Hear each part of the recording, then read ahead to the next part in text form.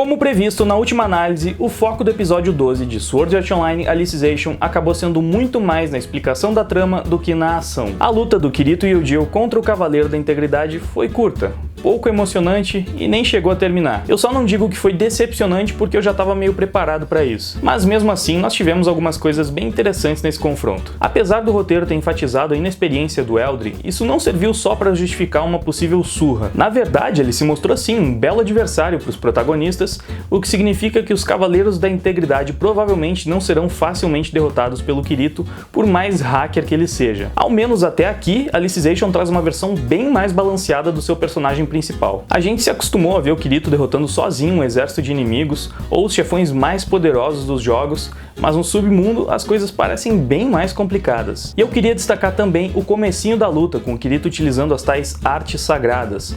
Apesar de ser perito em espadas, eu gostaria de ver ele se especializando em magias também. Podia render uma diversidade estratégica maior para as lutas de Sword Art Online. Enfim, antes mesmo que a luta pudesse ser concluída, o Eugeo começou a se lembrar do Eldri, e isso causou um bug na Matrix, já que o próprio Eldri não se lembrava de quem ele era. E nesse momento começa a sair um tipo de cristal da cabeça do cara, como se ele estivesse expulsando do seu corpo as memórias falsas ao se lembrar das memórias verdadeiras. Ficou bem claro que esse negócio é utilizado para fazer um tipo de lavagem cerebral nos cavaleiros, implantando novas memórias, e que foi isso que aconteceu com a Alice. E parece que um jeito de reverter o processo é simplesmente fazendo a pessoa se lembrar da vida real que ela teve. Só que antes que Kirito e Eugeo conseguissem salvar o Eldris, outro Cavaleiro da Integridade apareceu e começou a disparar flechas nos dois. Eles tiveram que fugir e uma voz misteriosa guiou Kirito até um portal que acabou salvando os heróis. Essa voz pertence a essa personagem, a tal Sábia da Biblioteca, que dá o título pro episódio e que aparece na abertura. Agora nós sabemos quem foi que explicou pro Kirito como que ele podia fazer para trazer as suas plantinhas de volta. Tá, mas quem é essa mina? Por que ela tá ajudando o Kirito?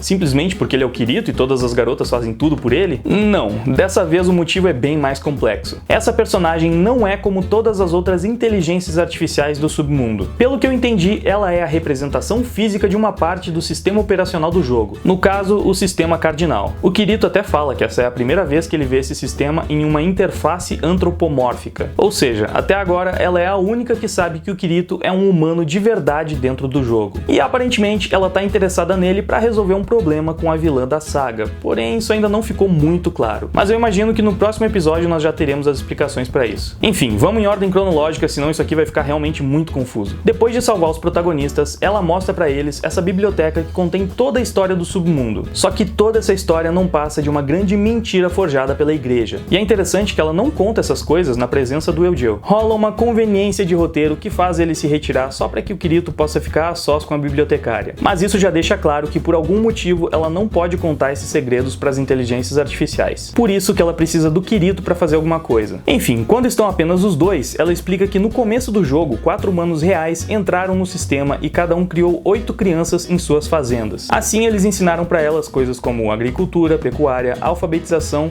e até os pilares morais que serviram de base para o código de tabus, avançando rapidamente anos de evoluções que seriam necessárias para que eles conseguissem todo esse conhecimento. Só que um desses 4 era meio bundão e passou umas ideias erradas para as crianças, e assim a turminha dele cresceu com valores distorcidos e muita sede por poder. Muito tempo depois que os 4 originais deslogaram, rolou o primeiro casamento real dos seus herdeiros, e daí nasceu uma menina chamada Quinella. E todos os dias ela escutava os covers de anime do Tragicômico no Deezer e no Spotify, porque assim ela ajudava o seu canal preferido a ganhar muito dinheiro e continuar fazendo o seu trabalho. Mesmo depois de baixar várias músicas e os CDs, ela ainda assim dava preferência pro Spotify, um verdadeiro exemplo de fã. E se eu fosse você, faria o mesmo, para ajudar esse canal a se tornar o maior artista do Brasil nessas plataformas. Mas agora falando sério, ela ganhou o propósito de estudar as artes sagradas e acabou sendo a primeira a entender como funcionava o sistema do jogo. A gente brinca que o Kirito é hacker, mas na verdade, essa mina que é a verdadeira hacker do anime. Ela começou a upar suas skills de magia e começou a ser tratada como filha de Deus ou alguma coisa assim.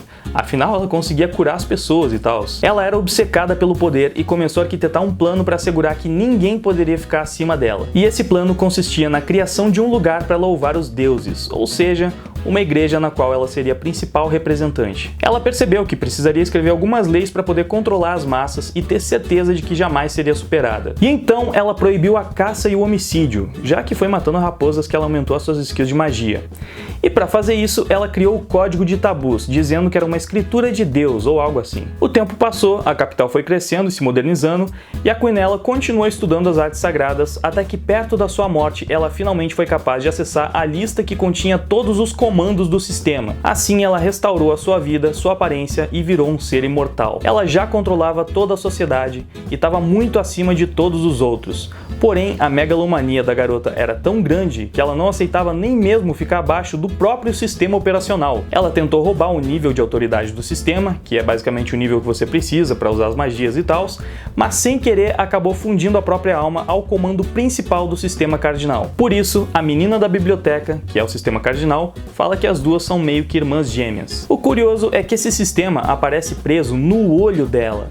É impossível não fazer um link com Eldiel nessa hora. Mas a gente ainda tem poucas informações para dizer com certeza o que isso significa. E como esse episódio e as explicações são bem complexas, eu vou evitar fazer qualquer teoria nessa análise. Talvez só uma outra, bem de leve no final. Enfim, o tal comando principal do sistema serve para manter a ordem entre os jogadores. Então, pelo que eu entendi, ela consegue observar tudo e identificar qualquer coisa que quebre o equilíbrio do mundo. Em outras palavras, parece que é ela quem controla aquelas cabeças do Dr. Manhattan. E isso é muito conveniente, já que o objetivo dela é manter o mundo exatamente como ele tá, para que ela continue sendo um tipo de deusa que controla tudo e todos. Por isso, ela se autoproclamou pontífice da Igreja de Axioma. E também se deu o título de administradora. Será que ela foi um ponto fora da curva do planejamento dos cientistas que acabou impedindo a evolução natural das inteligências artificiais e tornou o submundo muito mais regrado e certinho? Pelo conhecimento trazido do mundo real e por saber que tudo não passa de um jogo, é fácil de entender como que o Kirito pode ser o único capaz de burlar o controle de Quinella e superá-la. Teoricamente, a menina da biblioteca também teria poder para isso. Mas aquele lance da fusão com o sistema pode estar impedindo ela de fazer qualquer coisa. Ou de repente ela tem um impedimento natural por ser parte do sistema operacional. Ela até meio que deixa implícito que os poderes dela só funcionam dentro dessa biblioteca. Se eu critiquei os vilões genéricos dos primeiros episódios pelo fato de eles serem genéricos, agora eu preciso enaltecer a construção dessa vilã. O roteiro ficou incrível. A forma como ela está totalmente ligada à construção do próprio submundo, as motivações, a própria razão dela existir, o autor foi bem cuidadoso com todos os detalhes. Sem contar que ela meio que representa a liberdade desse mundo. A própria existência dela já fere o livre-arbítrio das inteligências artificiais. E isso que eu nem entrei nas discussões religiosas que o episódio traz, e que são muitas. Nessa polêmica eu prefiro não me envolver. Mas é fato que a densidade dessa temporada de Sword Art Online não é algo que se vê em qualquer anime. Várias questões éticas, morais e agora até mesmo religiosas sendo abordadas de forma espetacular. Você pode assistir como um simples entretenimento, é claro, mas se você quiser levar a obra mais a sério, ela te dá muito material para reflexões e questionamentos. Mas e aí, curtiu o episódio? Ficou meio perdido? Talvez eu te ajudei a entender um pouco melhor? Já começou a pensar em várias teorias? Diz aí nos comentários. E é claro, muito importante, antes de ir embora, não esquece de deixar um like, isso me ajuda muito. Se inscreve no canal se ainda não for inscrito para continuar acompanhando todas as minhas análises. Ativa o sininho para receber todas as notificações, pois assim você tem mais chance de receber os vídeos. E compartilha com todos os seus amigos, porque isso também vai me ajudar muito e eu vou ficar muito feliz.